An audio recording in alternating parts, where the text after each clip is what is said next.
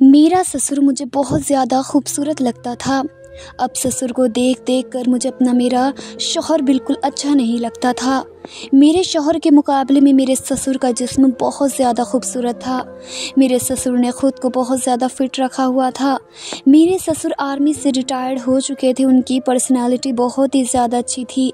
अब सारा दिन घर में रहते थे। मेरा बहुत दिल चाहता कि मैं अपने ससुर के साथ दोस्ती कर लूं, लेकिन मेरा ससुर सलाम दुआ से ज़्यादा मुझे नहीं बुलाते थे। मैं हर तरह से कोशिश कर रही थी कि वे मेरी तरफ देखें, लेकिन उन्होंने कभी मुझे गंदी नज़र से नहीं देखा था। मुझे हैरानगी होती थी कि एक मर्द होकर उनकी नज़र कभी मुझ पर नहीं पड़ी। दिन पे दिन अपने ससुर के लिए मेरी मोहब्बत बढ़ती जा रही थी। पता नहीं मेरे ससुर में ऐसा क्या था कि मैं उनकी तरफ खींची चली जा रही थी। मैं अपने ससुर से बहुत मोहब्बत करने लगी थी, लेकिन मैं उनसे कहने से डरती थी। वो ज़्यादा गुस्से वाले लगते तो नहीं थे, लेकिन फिर भी मुझे उनसे बहुत ज़्यादा डर लगता था। फिर एक दिन मुझे अपने ससुर से बात करने का मौका मिल गया।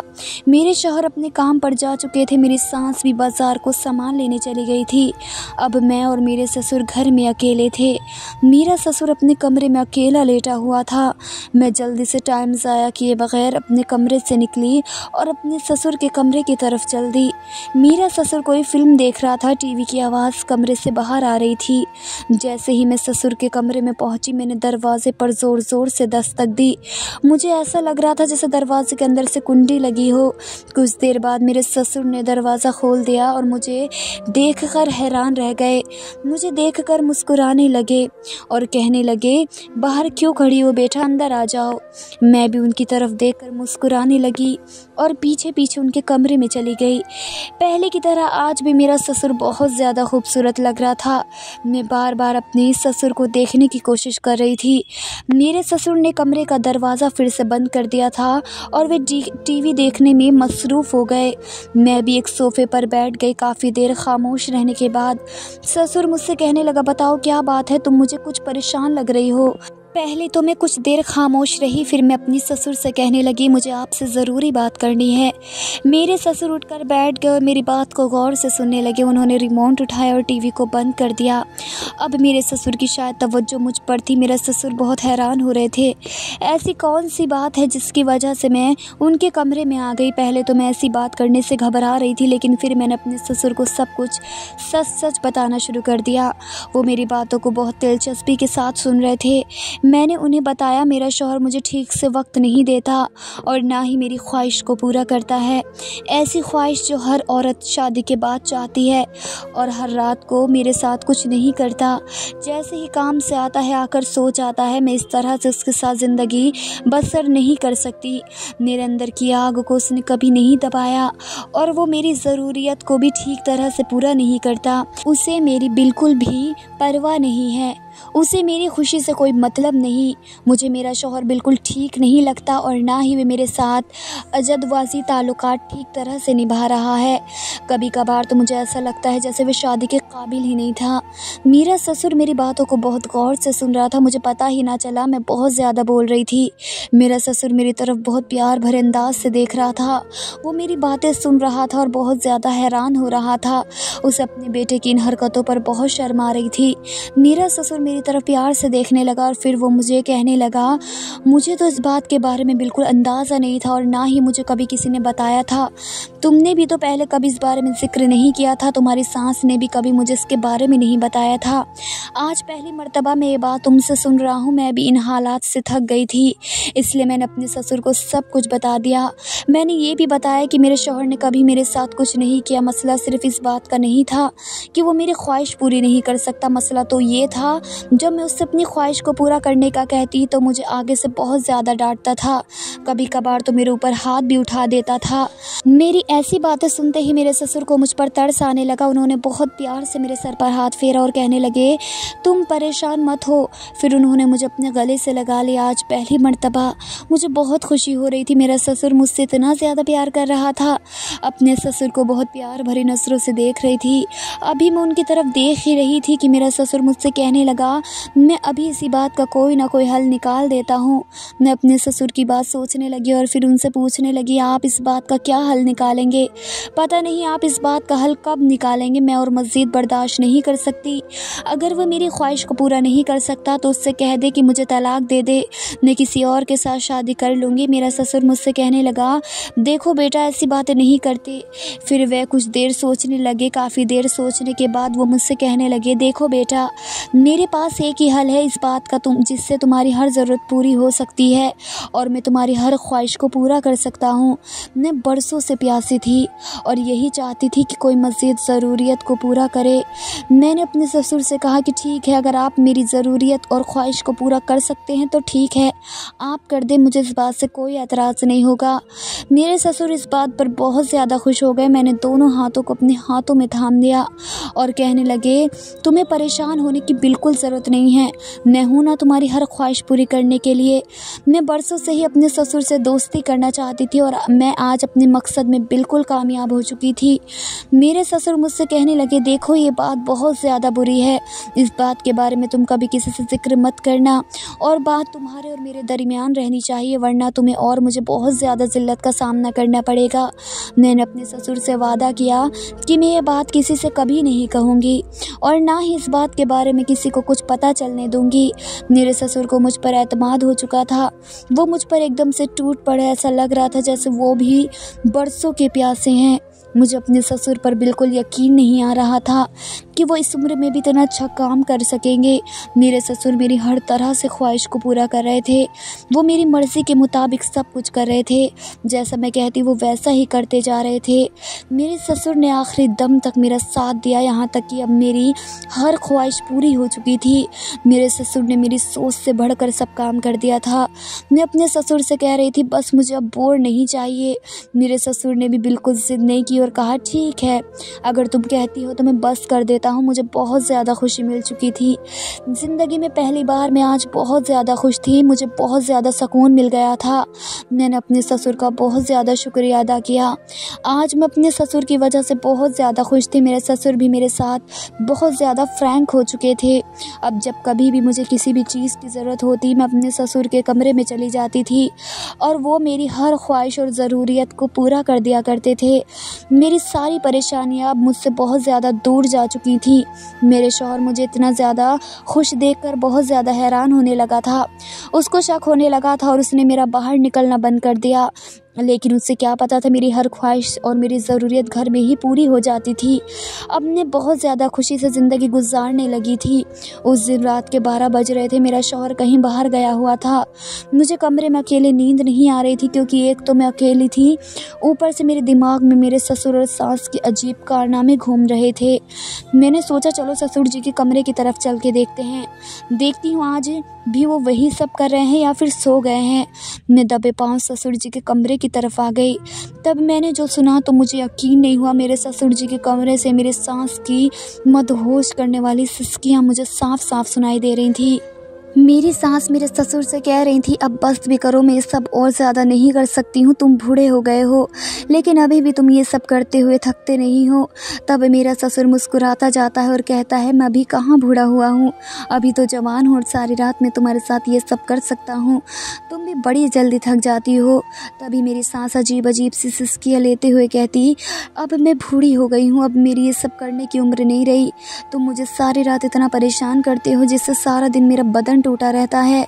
अब बस भी करो, मुझे बख्श दो, मैं तुम्हारे सामने हाथ जोड़ती हूँ, मुझे छोड़ दो। तभी मेरा ससुर कहता है, थोड़ी देर और कर लो, फिर बाद में दूसरी पोजीशन में ये सब करते हैं। मेरी सास ससुर की ये सब बातें सुनकर मेरे दिल में कुछ कुछ होने लगा। लेकिन मैं बदनसीब थी, क्योंकि मेरे शौहर की मर्दाना ताकत बहुत कमज़ोर थी। कभी भी वो मुझे वो सुख नहीं दे पाया जो सुख मेरे ससुर बुढ़ापे में मेरी सास को दिया करते थे।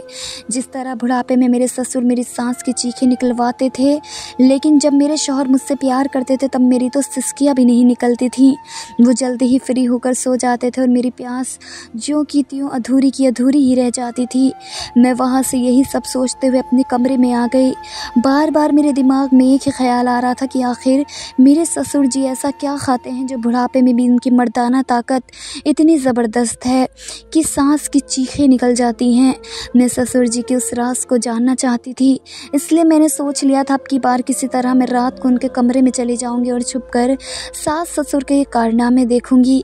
लेकिन मुझे क्या पता था मेरी ही शामत आने वाली थी। तभी अचानक से मेरे कमरे का दरवाज़ा खुला और एक अनजान शख्स मेरे कमरे में घुस जाता है और मुझे वो दबोच लेता है। उसने ये सब इतनी जल्दी से किया था कि मुझे संभलने का मौका ही नहीं मिला था। और फिर वो आदमी मेरे साथ ज़बरदस्ती करने लगा। काफ़ी देर उसने मेरे साथ ज़बरदस्ती की और मेरे साथ ज़बरदस्ती करके मुझे बदहवास हालत में छोड़कर वो चला गया था। रात के अंधेरे में वो मुझे बर्बाद करके जा चुका था। मैं रोती रही और उसकी हालत में बिस्तर पर पड़ी रही। कुछ पल बाद ही मुझे होश आया। मैंने खुद को संभाला और फ़ौरन भागकर बाथरूम में चली आई और ख़ुद को रगड़ रगड़ के साफ़ करने लगी। पता नहीं वो कौन आदमी था जिसने मेरे अकेलेपन का फ़ायदा उठाया था और जिसका चेहरा मैं देख भी नहीं पाई थी। वो लगातार मुझे इस्तेमाल कर रहा था और काफ़ी देर तक उसने मुझे इस्तेमाल किया था, लेकिन उसके बारे में मैं किसी से भी कुछ नहीं कह सकती थी। काफ़ी देर अपने बदन को साफ़ करने के बाद मैं बाथरूम से बाहर आ गई। 2-3 दिन मेरे ऐसे ही गुजर गए। आज फिर से मेरे शौहर काम के सिलसिले में बाहर गए हुए थे और रात को मैं अकेली थी। आज मैंने सोच लिया था कि कुछ भी हो जाए मैं हर हाल में ससुर जी का राज जानकर ही रहूँगी और सास ससुर के कमरे में आने से पहले मैं उनके कमरे में चली जाऊँगी। काफ़ी देर इंतज़ार करने के बाद मेरे सास ससुर कमरे में आए और फिर मेरी सास ससुर वो सब करने लग गए। काफ़ी देर उनको मैं वो सब करते हुए देख रही थी। वो मुझसे रहा नहीं गया तो मैं ससुर जी के सामने आ गई। तब मेरे ससुर ने कहा, बहू तुम यहाँ क्या कर रही हो? तुम भी हमारे साथ मिल जाओ और जो हम कर रहे हैं वो तुम भी करो। देखना तुम्हें बहुत मज़ा आएगा। तुम्हारी सांस बहुत जल्दी थक जाती है। तुम अभी जवान हो और ख़ूबसूरत भी। तुम्हारे साथ ये सब करने में मुझे भी मज़ा आएगा। मैं ससुर जी को मना नहीं कर सकी और फिर मेरे ससुर जी ने मेरे साथ मुझे ससुराल में आए हुए 7 दिन हो गए थे और मुझे अपने शौहर के रूटीन का अच्छे से अंदाज़ा हो गया था कि वो क्या खाते पीते हैं। मेरे शौहर रोज़ाना रात को मिल्क शेक पीना पसंद करते थे पर मैं बहुत भुलक्कड़ थी, इसलिए अक्सर छोटी छोटी बातों को मैं भूल जाया करती थी। कुछ बातों को मैं सर पर सवार कर लिया करती थी और घंटों उनके बारे में सोचती रहती थी। 3-4 दिन से मेरे शौहर मुझे इस बात को याद करवा रहे थे कि रोज़ाना रात को मुझे मिल्क शेक पीने की आदत है, इसलिए तुम भी ना कहे रोज़ रात को मेरे लिए मिल्क शेक का गिलास कमरे में ले आया करो, रोज़ रोज़ तुम्हें याद दिलाना ना पड़े। आज फिर मैं उनकी उस बात को भूल गई थी और जब वो कमरे में आकर मेरे पास खड़े हुए तो उन्होंने मुझसे गुस्से से यही बात पूछी कि तुम्हें मेरा मिल्क शेक कहाँ है? मैं एकदम से हड़बड़ा गई और फ़ौरन अपनी जगह से उठकर जब किचन में आई तो मेरी सास अपने कमरे में जा चुकी थी। जब मैं मिल्क शेक बना कर वापस आ रही थी तो ये देखकर सहम गई क्योंकि मेरे ससुर के कमरे से मेरी सास के मदहोश कर देने वाली सिसकियों की आवाज़ें आ रही थी। मेरी सास बार बार एक ही बात कही जा रही थी कि अब बस भी करो, मैं थक गई हूँ, अब मुझ में हिम्मत नहीं है, तुम तो बहुत ताकतवर हो मगर मैं कमज़ोर हूँ। तभी मेरे ससुर की गुस्से भरी आवाज़ सुनाई दी। मेरे ससुर बोल रहे थे कि इसमें थकने वाली कौन सी बात है, अभी से तुम थक गई हो, चलो जल्दी से फिर से शुरू हो जाओ, इधर आ जाओ मेरे पास, अब की बार दूसरे तरीके से करते हैं, देखना इस बार बहुत मज़ा आएगा। ये सब सुनकर मैं हक्का बक्का होकर अपने कमरे में आ गई और जब मैं सोने के लिए लेटी तो मेरे जहन में यही बात गूंज रही थी कि मेरे ससुर तो देखने में हड्डी का ढांचा लगते हैं मगर मैं नहीं जानती थी कि वो उस कदर ताकतवर थे कि इस उम्र में भी उन्होंने मेरी सांस की चीखें निकाल दी थी।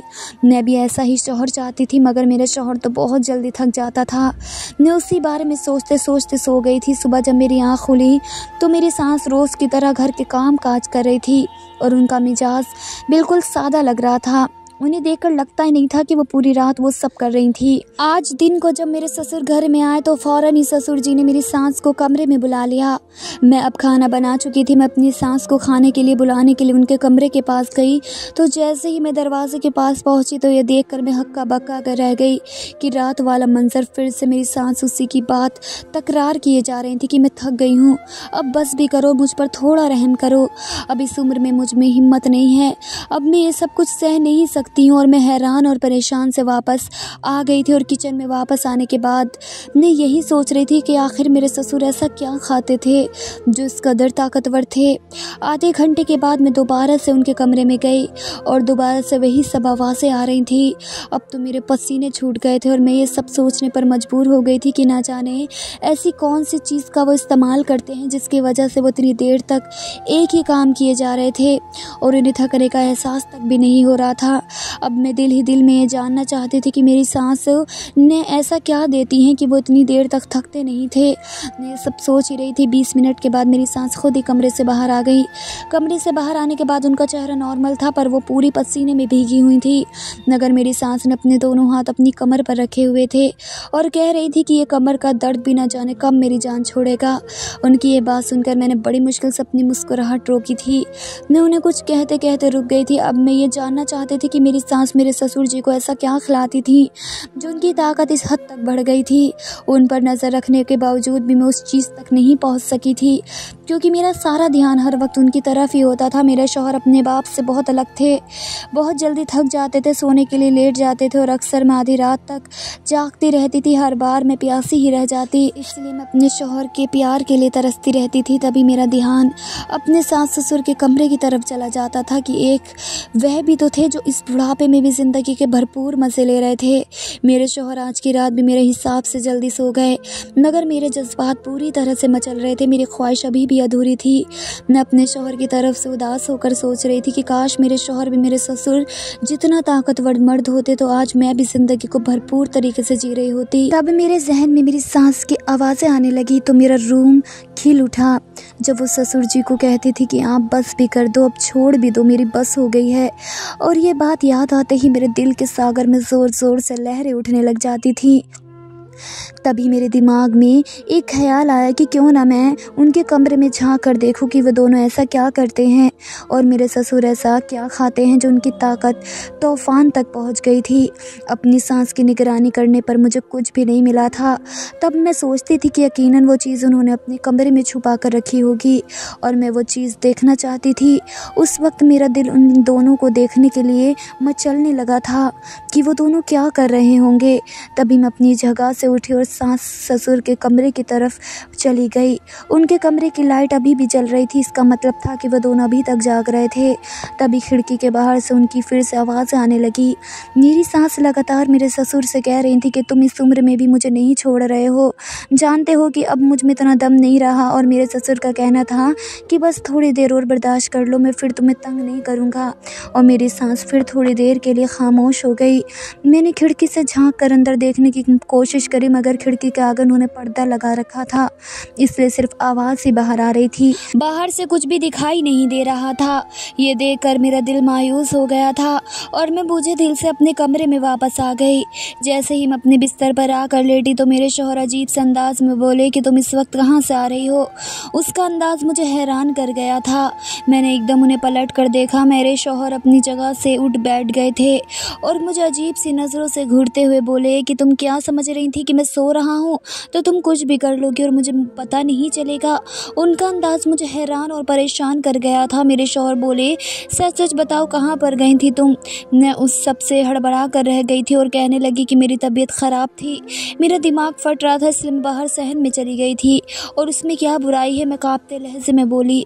तो एक पल के लिए मेरे शौहर चुप हो गए और फिर थोड़े नरम होकर बोले कि तुम्हें किसी ने कहा है कि आधी रात को कमरे से बाहर निकल कर शहर में जाने को। अगर आगे से तबीयत ख़राब हो तो मुझे जगा दिया करना और आइंदा से अकेली कभी हूँ रात को कमरे से बाहर जाने की ज़रूरत नहीं है। ये कहकर वो फिर से नींद की वादियों में खो गए थे, ये जाने बिना कि मेरे दिल में क्या तूफ़ान चल रहा था। मैं उनके साथ के लिए तरस रही थी। वो मुझे समझने को तैयार ही नहीं थे कि मैं अभी भी प्यासी हूँ, इसलिए हूँ रातों को नींद नहीं आती है। हाय अल्लाह मेरी फूटी किस्मत। मगर मैं भी क्या कर सकती थी, मुझ में खुद से उनके पास जाने की हिम्मत भी नहीं थी और ना जाने कब मैं नींद की आगोश में चली गई। मैं अब हर दिन रात उनकी यही आवाज़ें सुनती रहती थी जो मेरे अंदर आग पैदा करती थी और मुझे भी किसी ऐसे ही मर्द की तलाश थी जो मेरी चीखें निकाल कर रख दे। और मैं सोचती थी कि आखिर देखूं तो सही कि मेरे ससुर आखिर ऐसा क्या करते थे जिससे सास की चीखें निकल जाया करती थी। एक दिन मेरे शौहर ने बताया कि वह 4 दिन के लिए शहर से बाहर जा रहा है और अब वह घर वापस 4 दिन के बाद ही आएंगे। जब उन्होंने मुझे ये बात बताई तो मेरे दिमाग में एक अच्छा सा ख्याल आया और मैं सोचने लगी कि क्यों ना मैं इस ख्याल पर अमल करूं। मैं उस बारे में जान सकती हूं कि बंद कमरे में आखिर सांस के साथ क्या होता है। मेरे सास ससुर शाम को खाने के बाद गार्डन में टहल रहे थे और साथ एक दूसरे से बातें भी कर रहे थे। मैं उन दोनों को देखकर हैरान रह गई। इतना वक्त एक साथ गुजारने के बाद भी, इस उम्र में भी उन दोनों में इतनी मोहब्बत थी और छोटी मोटी सभी बातें वो एक दूसरे से करते थे। मेरी ज़िंदगी उन दोनों से काफ़ी अलग थी। ये लोग उम्र के इस हिस्से में पहुंच जाने के बावजूद भी अभी तक ज़िंदगी को भरपूर तरीके से जी रहे थे और हम दोनों थे जो जल्दी ही फ्री होकर सो जाते थे। उस दिन मैंने जल्दी जल्दी अपने सारे काम खत्म किए और फिर अपनी सांस के कमरे में जाकर छुप गई। मैं ऐसी जगह पर बैठी थी जहाँ से मैं तो उन दोनों को देख सकती थी मगर वो दोनों मुझे नहीं देख सकते थे। और फिर रात को वो दोनों कमरे में दाखिल हुए। मुझे नींद आ रही थी मगर दोनों को देखने की जुस्तजू में मैंने अपनी नींद की कुर्बानी दे दी। बहुत देर इंतज़ार करने के बाद आखिरकार मेरा इंतज़ार ख़त्म हुआ और फिर जो मंज़र मेरी आंखों ने देखा, मेरा पूरा जिस्म पसीने में भीग गया। मेरे ससुर जी मेरी सांस को ज़ोर ज़ोर से। मेरा नाम महक है। मेरे ख़ानदान में मेरे माँ बाप के अलावा मेरा एक छोटा भाई था। मेरे माँ बाप भाई के साथ मुझसे मोहब्बत करते थे, मेरी हर फरमाइश और ज़िद को पूरी करते थे। मैं बचपन से ही खुददार और ज़िद्दी किस्म की लड़की थी। उस वक्त मैं कॉलेज में पढ़ती थी जब मेरी अनम नाम की लड़की के साथ दोस्ती हो गई। वो बहुत ही अच्छी लड़की थी, वो मुझसे बहुत प्यार करती थी। मुझे उसकी सबसे अच्छी बात ये लगती थी कि वह अच्छी शख्सियत की मालकिन थी और जब वो मेरे हुस्न की खूबसूरती की तारीफ़ करती तो ये देखकर मैं खुशी से झूम उठती थी। कॉलेज में तरह तरह के लड़के लड़कियां थे और हमें बहुत से नज़ारे देखने को मिलते थे जिनमें कुछ ऐसे भी होते थे जो मुझको नज़रें चुराने पर मजबूर कर देते थे। ज़्यादातर लड़कियों के बॉयफ्रेंड होते थे और जब वो लड़की अपने बॉयफ्रेंड के साथ झाड़ियों के पीछे वो सब करती थी, एक दूसरे के हाथों में हाथ डालकर घूमती थी, तो ये देखकर मेरे जज्बात भी उभरने लगते थे और मैं भी उन लड़कियों को देखकर दिल में सोचती थी कि देखने में तो वो लड़कियां बिल्कुल मामूली शक्ल व सूरत की थी मगर उनके बॉयफ्रेंड उनसे कितनी मोहब्बत करते थे। मैं भी किसी से कम नहीं थी। मुझ में भी कई लड़कों ने अपने प्यार का इजहार किया था मगर मैं किसी को भी घास नहीं डालती थी। मेरे माँ बाप ने मुझे बहुत ज़्यादा लाड प्यार देने के बावजूद भी मुझे इन सब मामलों में आज़ादी नहीं दी थी। उन्हें लड़कियों का लड़के से दोस्ती करना, बातचीत करना बहुत ही बुरा लगता था। हमारे मोहल्ले में ये बात आम थी मगर उसके बावजूद भी मेरे माँ बाप ये सब देखकर गुस्सा करते थे। मेरे क्लास में एक लड़का था जो मुझ पर बुरी तरह से मरता था, मुझसे बात करने के बहाने ढूंढता फिरता था मगर मैं उसकी शक्ल तक देखती नहीं थी और मुझे ऐसे लोग बिल्कुल भी पसंद नहीं थे। पिछले काफ़ी दिनों से मुझे बुखार था और जिस वजह से मैं कॉलेज भी नहीं जा रही थी और मेरी गैर मौजूदगी की वजह से परेशान होकर वो लड़का घर तक चला आया। तो ये बात मेरे माँ बाप को बहुत बुरी लगी। जब मैं ठीक होकर कॉलेज गई तो उस लड़के ने मुझे रोक लिया और अपने प्यार का इज़हार करने लगा। वो मुझसे कहने लगा, महक मैं तुम्हें बहुत चाहता हूँ। जब मैंने उसे मना कर दिया तो उसने मेरा हाथ पकड़ लिया। उसका हाथ पकड़ना मुझे अच्छा नहीं लगा और मैंने उसे कड़क थप्पड़ मार दिया और मैं वहाँ से घर को आ गई। और वो लड़का रोज़ मेरे घर के पास घूमता रहता था, मुझसे बात करने की कोशिश करता रहता था पर मुझसे बात नहीं करती थी। 2 दिन उसने मुझे ज़िद की कि बस एक बार मुझसे बात कर लो। उसने मुझे मिलने को बुलाया था। जब मैं वहाँ गई तो उसने फिर से मुझसे अपने प्यार का इज़हार किया। मैं उसे मना करती रही पर मेरी बदकिस्मती की उस पार्क में मेरे बाबा भी थे। जब पापा ने मुझे इस हालत में देखा तो बौखला गए और मेरे पास आकर उस लड़के को मारने लगे और मुझे अपने घर ले गए। घर आकर पापा ने मुझे भी थप्पड़ मारे थे और मेरी पढ़ाई छुड़वा कर मेरी शादी कर दी। और आज मैं सांस के कमरे में राज जानने के लिए छुपी हुई थी और सोच रही थी कि मेरे ससुर अपनी बीवी से प्यार जताते हैं और उन्हें बहुत खुश रखते हैं जबकि मेरे शौहर इस हद तक मुझे खुश नहीं कर पाते थे। इसलिए मैं ये राज जानना चाहती थी कि आखिर वो ऐसी कौन सी चीज़ का इस्तेमाल करते थे जिसकी वजह से उनकी ताकत इतनी बढ़ गई थी और सांस की चीखें निकल जाती थी। मैं चाहती थी कि मैं भी अपने शौहर से वही चीज़ इस्तेमाल करवाऊं और फिर मेरे शौहर भी मेरी चीखें निकाल दे। मेरे ससुर किस चीज़ का इस्तेमाल करते थे यही देखने के लिए उस दिन मैं उनके कमरे में छुप गई थी और जो कुछ मैंने देखा वो मुझे हैरान परेशान कर गया। कितनी देर तक मैं बालकनी में उन दोनों को वो सब करते देख रही थी और फिर बेखुदी के आलम में मैं अपनी जगह से उठ खड़ी हुई और फिर उन दोनों के साथ मिलकर वह सब करने लगी थी। पहले तो उन दोनों ने मुझे हैरत की नज़र से देखा। उन्हें यकीन नहीं आ रहा था कि उस वक्त मैं उनके कमरे में कैसे और क्यों मौजूद थी। फिर मैं अपने कमरे में आ गई और एक आदमी मुझे बर्बाद करके जा चुका था। मैं रोती रही और उसी हालत में बिस्तर पर पड़ी रही। मेरा जिस्म थर थर काँप रहा था। कुछ पल बाद मुझे होश आया तो मैं भागकर बाथरूम में बंद हो गई और ख़ुद को रगड़ रगड़ के साफ़ करने लगी। ना जाने वो कौन सा आदमी था जिसका चेहरा मैं देख नहीं पाई थी और वो लगातार मुझे इस्तेमाल कर रहा था। मैं काफ़ी देर तक अपने बदन को साफ़ करने के बाद बाथरूम के बाहर आ गई। सामने ही मेरे शौहर परेशानी वाला चेहरा लेकर बैठे हुए थे। मैंने खुद पर जल्दी ही काबू किया और उनके बराबर में बैठकर उनसे पूछने लगी कि क्या आप ठीक तो है ना? आपके चेहरे पर इतनी परेशानी किस बात की है? मेरा शौहर कहने लगा, न जाने मेरे दोस्त को क्या हो गया है, मुझे समझ नहीं आ रहा है। वह रात तक तो बिल्कुल ठीक था, आज उसकी हालत अचानक इतनी ज़्यादा ख़राब हो गई कि वह बिल्कुल भी होश में नहीं आ रहा था। यह बात सुनकर मेरे दिमाग में अजीब अजीब से ख्याल आ रहे थे। मेरा शौहर पहली रात को जब गया था तब उसके दोस्त का एक्सीडेंट हो गया था और आज अचानक उसके दोस्त की तबीयत ख़राब होना। मुझे इन सब चीज़ों के पीछे एक आदमी का हाथ लग रहा था और वो वही आदमी था जो मेरे शौहर की गैर मौजूदगी में मेरे पास आता था। मैं बिल्कुल खामोश थी और मेरी तरफ देख कर कहने लगा, अगर माँ बाप की याद ज़्यादा आ रही है तो मैं तुम्हें घर ले चलता हूँ। लेकिन मैंने ना में सर हिला दिया और आंखें बंद करके अपना सर अपने शौहर के कंधे पर रख दिया। मेरा दिल बहुत बुरी तरह से रो रहा था। मुझे अपने आप पर बहुत तरस आ रहा था कि मैं कहाँ फंस गई हूँ। शादी से पहले मेरी ज़िंदगी कितनी अच्छी थी और अब मेरी ज़िंदगी तबाह हो गई थी। काफ़ी दिन हो गए थे मुझे अपने माँ बाप से भी मिले हुए। मुझे उनकी बहुत ज़्यादा याद आती थी, अपनी सहेलियों की, अपने घर की, सब कुछ मुझे बहुत याद आता था।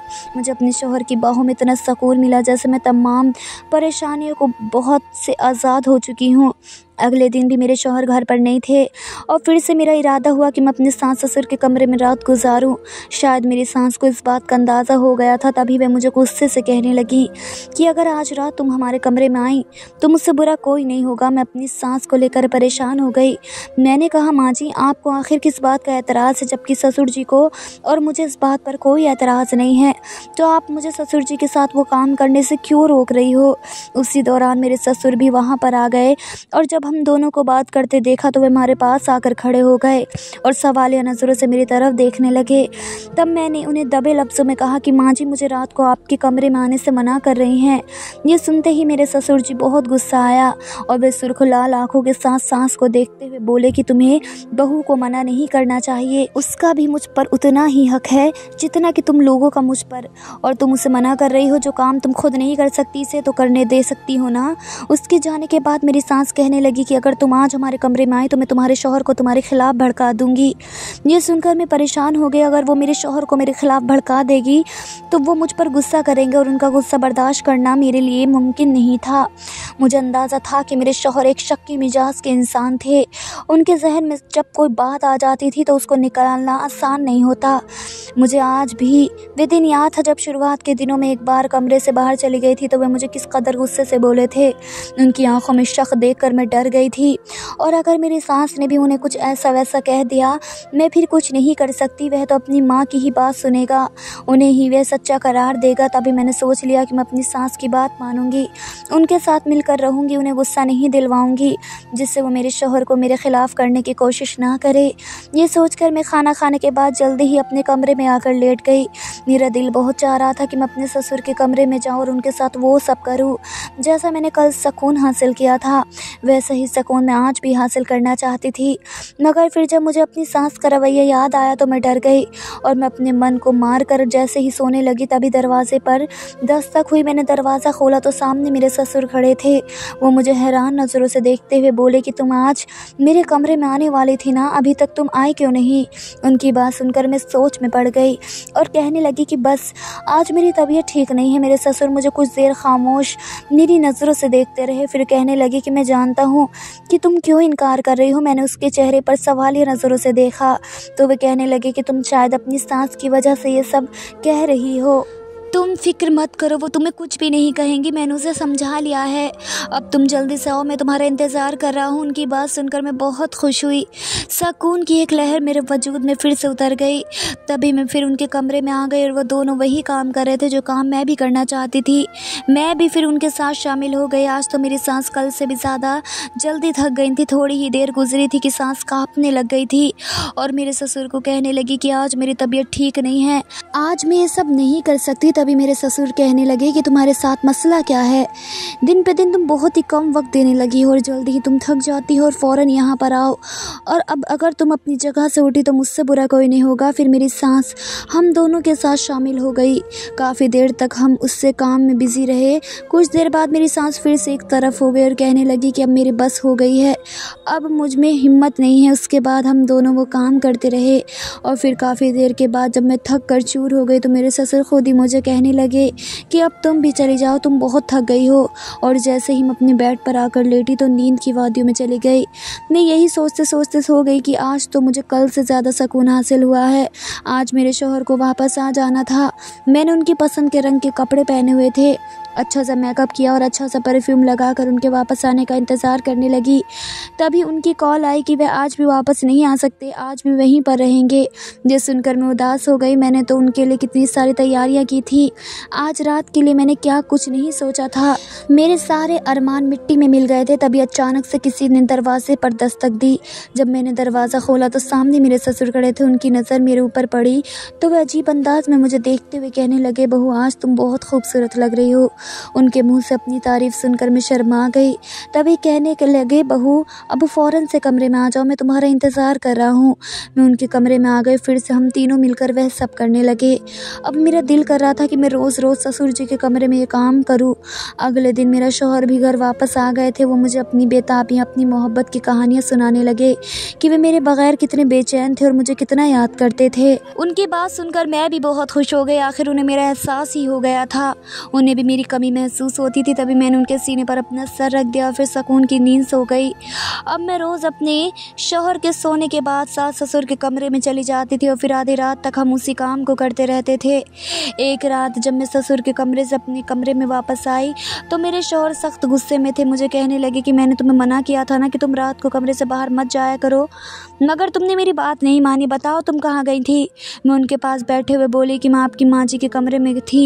ये सुनकर वे हैरान रह गए और बोले कि तुम इस वक्त मेरी माँ के कमरे में क्या कर रही थी। वे शक की नज़रों से मुझे देखने लगे। मैं कहने लगी कि उनके साथ मुझे काम था इसलिए गई थी। वो चुप हो गए। उन्होंने फिर उसके बाद कोई बात नहीं की थी। अब जब मैं हर दूसरे तीसरे दिन सुकून हासिल करने के लिए अपने सास ससुर के कमरे में जाने लगी तो मेरे शौहर मुझसे ये बात पूछने लगे कि कौन सा काम करने जाती हो तुम माँ के पास। मैंने कुछ नहीं कहा और वहाँ से जाने लगी तो मेरे शौहर ने मुझे खींच कर बेड पर धकेल दिया और गुस्से से बोलने लगे अपने शौहर को। मैं इतने गुस्से में देख कर डर गई और डर के मारे मैं बताने ही जा रही थी कि तभी दरवाजे पर दस्तक हुई और मेरे शौहर ने जाकर दरवाज़ा खोला। सामने ससुर जी थे। ससुर जी को मेरे शौहर से काम था, इसलिए ससुर जी मेरे शौहर को लेकर कमरे से बाहर निकल गए। मेरे शौहर के जाने के बाद मैंने ठंडी आह भरी। जब एक रात मैं ससुर जी के कमरे में गई थी तो शायद मेरे शौहर सोए नहीं थे। वो मुझे तलाश करते हुए सास ससुर के कमरे में आ गए और वो सब करते देख कर वे बहुत हैरान हो गए। जब हमें रात के टाइम पर योगा करता देखा तो वो कहने लगे, ये आप लोग क्या कर रहे हैं। तभी मेरी सास योगा को छोड़कर सोफे पर बैठते हुए बोली, काफ़ी दिनों से तुम्हारे पापा हमसे योगा करवाते हैं। उनका कहना है कि सुबह के टाइम पे योगा करने से ज़्यादा फ़ायदा रात के टाइम होगा, क्योंकि सुबह के टाइम हमारा बदन सारी रात सोने की वजह से डीएक्टिवेट होता है और शाम को 7 बजे के बाद हमारा जिस्म एक्टिव रहता है, इसलिए रात के टाइम योगा करने से बहुत ज़्यादा फ़ायदा मिलता है। मैं तो जल्दी थक जाती हूँ, मगर तुम्हारी बीवी और तुम्हारे पापा तो कितनी देर तक इस काम को करते रहते हैं, ना जाने ये दोनों क्यों नहीं थकते। ये देखकर मेरे शौहर ने मुझे मुस्कुराती हुई नज़रों से देखा और कहने लगे कि हाँ, मेरी बीवी बहुत अच्छी है और कभी भी ये किसी ख़ास काम को करते हुए नहीं थकती है। ये बात उन्होंने खुशी के अंदाज में कही थी। ये सुनकर मैं शर्मा गई थी और फिर उसके बाद मेरे शौहर ने हमारे साथ उस काम में शामिल हो गए और हम चारों मिलकर रोज़ रात को योगा करने लगे। कहानी कैसी लगी कमेंट करके ज़रूर बताइएगा। साथ में चैनल को सब्सक्राइब किए बगैर नहीं जाइएगा और हमारी वीडियो को लाइक कीजिएगा। अल्लाह हाफ़िज़ प्यारे दोस्तों।